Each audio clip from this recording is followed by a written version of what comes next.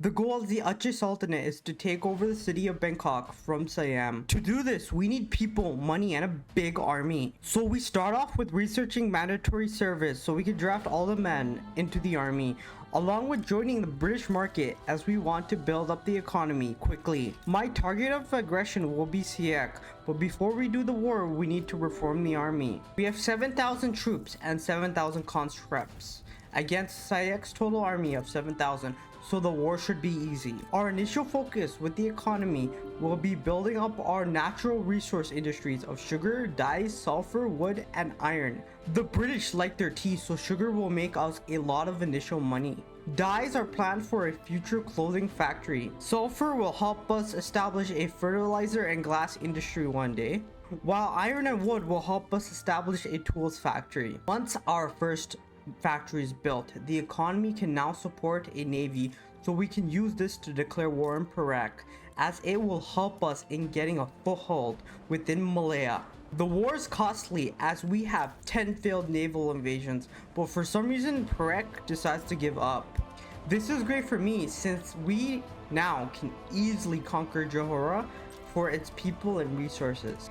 11,000 troops against 6,000 troops, and even without proper supplies, we are able to destroy their military with ease. This one action doubles our economy from 1 million to 2 million.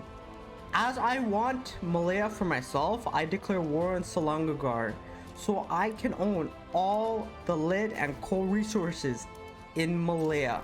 This war is easy as I outnumber them 3 to 1. Since we own most of Malaya, it's time to end Siak, so we can get additional sulfur and coal resources. The victory here allows the economy to grow by an additional 1 million. Since we are starting to snowball, it's time to use these resources to start taking parts of Borneo. We will start by declaring war on Sulu, and the weird thing is, this war ends up like Perak.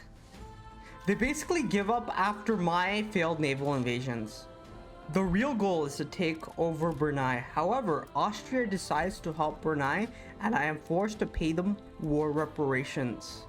This results in me shifting my focus to Balingen, who we easily are able to blitz and integrate as a state. The real reason why we want East Borneo is because of its rubber and oil resources. Over all this growth within the military and economy, it's been focused on reducing the overall power of the landlords so we can finally ban slavery with ease. I want to ban slavery because I want more tax money and more productive people within the economy. Also, this law passes when we declare war on Brunei. We outnumber them 5 to 1, so we walk into their country with no problems. At this point, our economy was at 6.2 million. For the next couple of years, the focus was on making the economy even better and making the capitalists stronger politically within the society. The main purpose was to gain enough support for the pro capita tax, as this was the one solution for us to build a huge professional army without going bankrupt.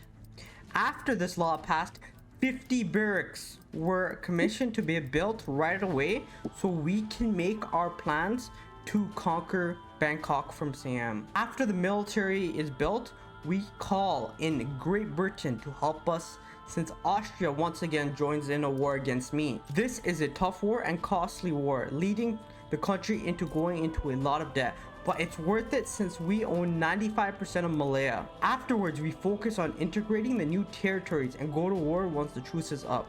This time, it's 1 to 1 and the war is even. However, we have a slight military advantage, but it's a slow advance in Siam. We are in a state of stalemate. We win a lot of battles, but we also get pushed back. But over time, we are able to gain ground and push slowly.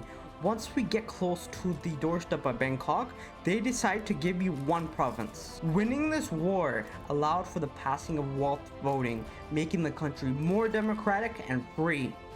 At this point, our country is so well liked that even the Dutch East Indies wants to become my ally. I accept this since I have no desire to take over the East Indies. Using this alliance and the UK, I force Siam to give up Bangkok without a fight.